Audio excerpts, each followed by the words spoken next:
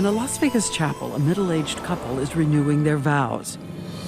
The chapel is filming the occasion. I, David.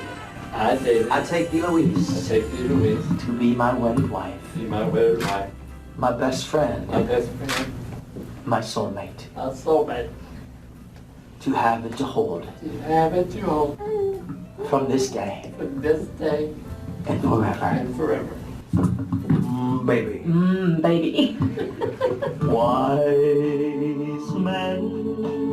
And while their children were starving in that Texas trailer, investigators say the devoted couple had moved into a motel to go out drinking, posting photos of their adventures.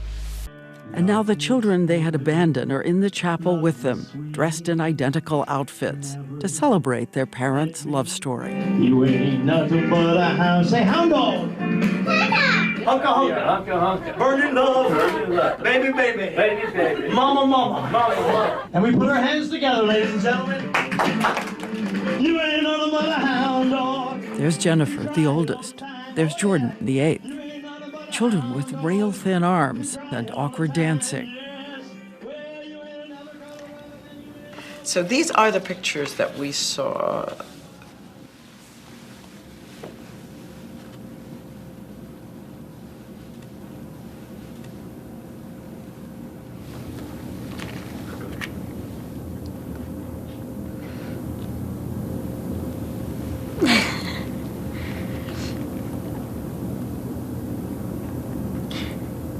That moment,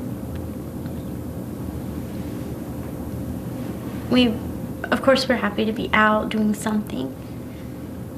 At the same time, I know inside I was like, this is all a mask. This is all fake. We're not this big happy family that they always portray to everyone.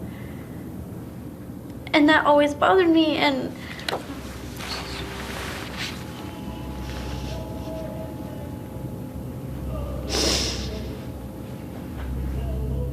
that's like a mix of things in that moment that I was feeling personally. She would get us all dressed, we would get clean, and then we would go out, and it would be like the best day ever. We were so happy, all of us. Falling in love with you. But then when we would come back, it was just like put on the same dirty clothes and sit back to where, and I used to always wonder, like, why couldn't we just be a family like that all the time? The family now lives under one roof in Paris, California, a suburb of Spanish-style homes, flowers by the door. David Turpin has a new job as an engineer at Northrop Grumman.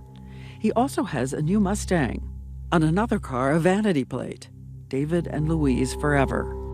But behind the closed door of this house in the suburbs, Louise Turpin seems to have a manic pattern of shopping sprees, racking up huge credit card debts with her childlike obsession with buying children's clothes, toys, games she hoards. The children are not allowed to touch mother's toys unless she gives permission.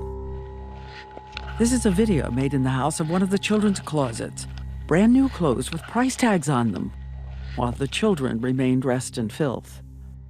They would buy literally so many expensive clothes and toys and stuff that they wasn't ever going to use. About 100 different collector monopolies and stuff like that. At this point, David Turpin files for bankruptcy. They decide the children will have to economize. So every day it was bread and peanut butter? Mostly. Very occasionally, we would get like food frozen or maybe fast food place. So what did your mother and father eat? Oh, they always ate fast food, frozen meals. They had the good stuff, and I was the one usually preparing it. A video of the Turpin refrigerator, stocked with items the parents eat. What did they say to you about eating what they wanted? They blamed it on us. They said they couldn't afford it because we were stealing. And by stealing, you're talking about food? Yeah. We had a weird schedule. Most of the time we were up at night and then sleeping in the day. And the blinds were closed, so the neighbors couldn't see. We wasn't allowed to look out or open them.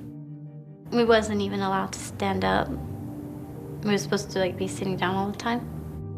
Later, police find a video of the hungry, unbathed children hiding from view in a hallway.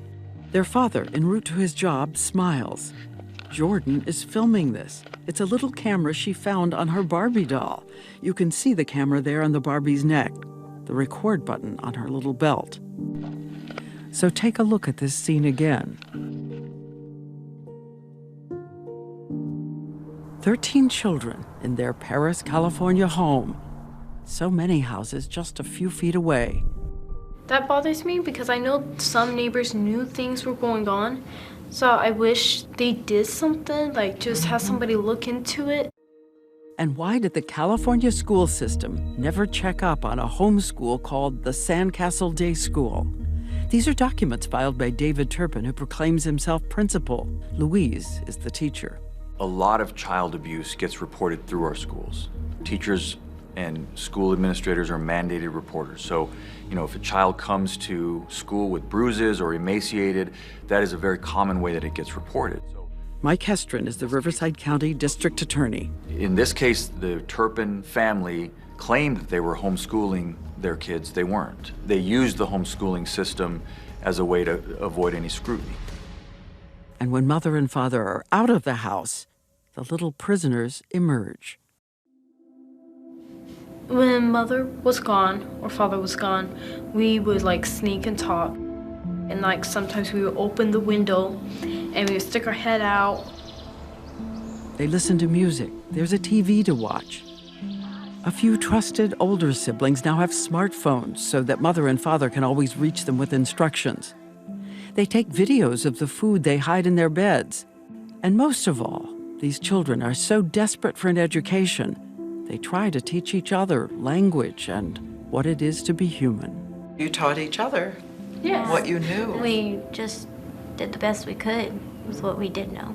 I knew the whole alphabet, but I had my sisters help me with that. They taught me the I, E, I, those. The vowels. Yeah, the vowels. The children are told not to speak to strangers when they're taken out on rare occasions, to get those posed photographs. And again, that video in Las Vegas, would you have spotted any fear in their faces? They've been told one mistake and something called Child Protective Services could come and separate them forever. I thought that we would all go in different countries, and I thought that we would never see each other again, and I thought that we would be put into cages and they would starve us, and then as soon as we turn 18, just throw us out on the street. Mother usually spoke for us. We were also instructed on certain questions that may be asked of us, like if they say what grade you're in, you tell them this. And there'd be times I'd be like, wait, what grade am I supposed to be in? I know, me too. And I'd be like, I would like go to one of my I sisters. actually like memorize like 6, 7, 8. I know. Like if I'm 8 and I'm supposed to be in 3rd grade, 9. Yeah. You know. So they dance, they pretend, and the parents don't know that one of their children has borrowed a sibling's phone and is about to see something that will ignite a plan to escape.